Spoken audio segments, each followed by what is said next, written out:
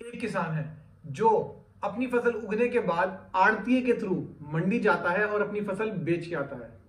और हमने ज्यादातर ये देखा है, सुना है कि किसानों के साथ एक्सटॉर्शन होता है और वो औने पौने दाम पर मजबूरन अपनी फसल बेच आता है। मंडी का टैक्स भी देता है, आने जाने का भाड़ा भी देता है और कमीशन एजेंट की दलाली भी देता है, फिर भी वो परेशान है।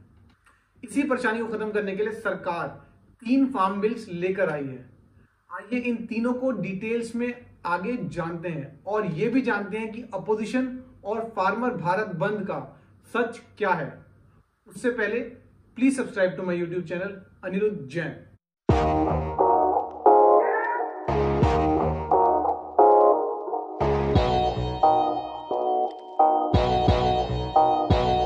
पहले 3 फार्म बिल्स को समझते हैं। ये 3 के नाम हैं।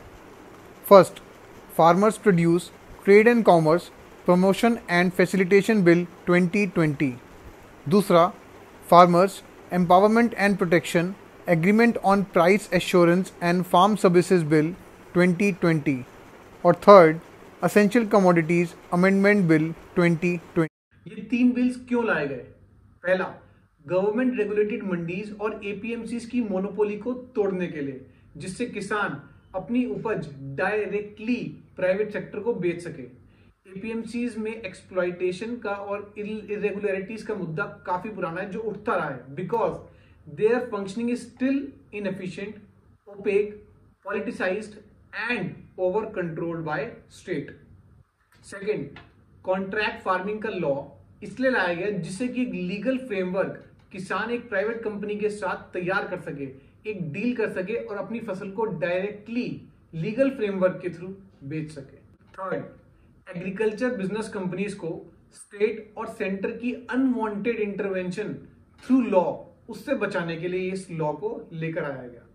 चौथा, exploitation bye middleman of farmers, इसको कम करने के लिए इस फार्म बिल्स को लेकर आया गया। लेकिन अगर ये सब अच्छे काम किसान के लिए हो रहे हैं तो अपोजिशन इसको इतना बड़ा मुद्दा क्यों बना रहा है?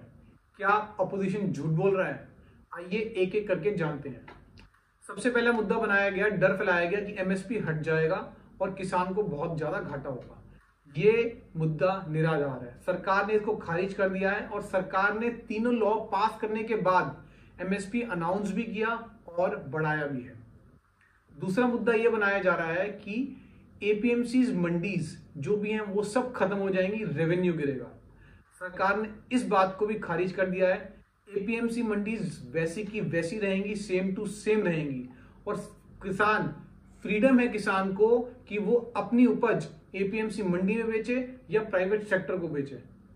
बल्कि 2006 में तो बिहार ने एपीएमसी को एबॉलिश कर दिया था और वहां व्यापार आज भी हो रहा है।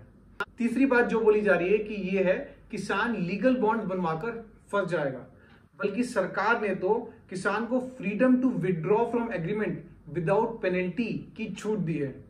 और sale, lease and mortgage of land is also prohibited under the law. Exploitation of farmers की कोई जगह नहीं छोड़ी है। चौथा डर यह फैलाया जा रहा है कि प्राइवेट कंपनीज की मोनोपोली हो जाएगी। वही अडानी अंबानी वाला पुराना राग फिर से गाया जा रहा है। ये बोल रहे हैं कि किसान बड़ी बड़ी प्राइवेट कंपनीज के साथ बार्गेन नहीं कर पाएगा, एक प्राइवेट कंपनीज के साथ मिसट्रस्ट होगा। मतलब तुम लोगों ने किसान को पहले ही मूर्ख मान लिया। वही जो चीज पहले लागू नहीं हुई, सेम सीए एनआरसी वाला माया जाल फिर से फैलाया जा रहा है। बल्कि कांग्रेस तो कॉन्ट्रैक्ट फार्मिंग के पक्ष में थी 2012 में। आइए ये देखिए। आप केवल बिचौलियों के साथ हैं, ये साफ जाहिर हो गया। आप कहती हैं कि फार्मर को क्या फायदा होगा, मैंने बता दिया। पैसा ज्यादा मिलेगा, टाइम से पैसा मिलेगा, कमीशन खत्म हो जाएगा, कमीशन खत्म हो जाएगा, साथ साथ में टेक्नोलॉजी मिलेगी, कैसे बोना है, कब बोना है, कितना पानी देना है, कितनी खाद देनी है, वेस्ट नहीं होगा।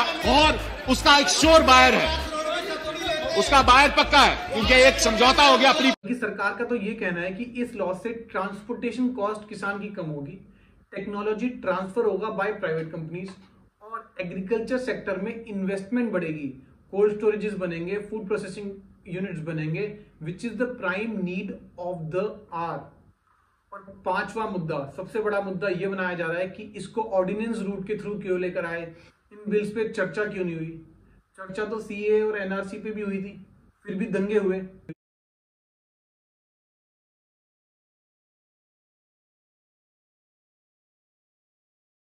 सबसे बड़ी बात यह है कि जिस स्वामीनाथन कमेटी को हर जगह मेंशन किया जाता है, उसी में abolition of Mandi tax, creation of single market, facilitating contract farming, ये सब बातें कही गई हैं। लेकिन इन सब के बावजूद सरकार को कुछ अहम मुद्दों पर अभी भी गौर करना होगा। पहला, जॉब लॉसेस हो सकते हैं मिडिलमैन एजेंट्स के और मंडी की लेबर के, तो सरकार को न्यू जॉब्स क्रिएट करने के बारे में सोचना होगा। दूसरा, फार्मर्स आर अनएजुकेटेड, तो जो कॉन्ट्रैक्ट और लीगल फ्रेमवर्क बनेगा प्राइवेट कंपनीज के साथ, उसके बारे में उनको जानकारी बहुत कम है। तो इसके लिए एक ऑर्गेनाइजेशन बनानी चाहिए सरकार को, जिसके अंदर वो लीगल फ्रेमवर्क तैयार हो और किसानों को मजबूती मिले। तीसरा, फार्मर्स ग्रीवेंस रिड्रेसल मैकेनिज्म, उसका इन लॉज में कोई जिक्र नहीं है और वो एक बहुत इंपॉर्टेंट हिस्सा है, तो सरकार को इसके लिए भी एक इंस्टीट्यूशन बनानी चाहिए। चौथा और most important, essential commodities act के अंदर इमरजेंसी सिचुएशन को कोई भी ढंग से डिफाइन नहीं कर रखा। मतलब सेंटर एब्रप्ट डिसीजन जैसे लेती है अनियन बैन करने का एक्सपोर्ट के लिए और इंक्रीजिंग और decreasing of import duties frequently. अब इसके अंदर क्या होता है, हमारे एक्सपोर्ट पे फर्क पड़ता है, हमारी इंटरनेशनल इमेज पे फर्क पड़ता है, क्योंकि हम अपनी एक्सपोर्ट कमिटमेंट्स को कंप्लीट नहीं कर पाते। ये एक बहुत अहम मुद्दा है। लेकिन एक बात तो सच है, फार्म बिल्स के बारे में बहुत सारा झूठ प्रसारित किया जा रहा है, वो सब निराधार है। अगर अपोजिशन को सही में चिंता होती तो अच्छे मुद्दे उठाते। खैर, मैं आप सबके फार्म बिल्स के बारे में व्यूज जानना चाहता हूं। Are you in favour or against these farm bills? Do let me know in this comment section. और अगर आपको ये वीडियो पसंद आई है तो please hit the like button, share it with family and friends, and don't forget to subscribe my channel Anirudh Jain. Thank you. Jai Hind.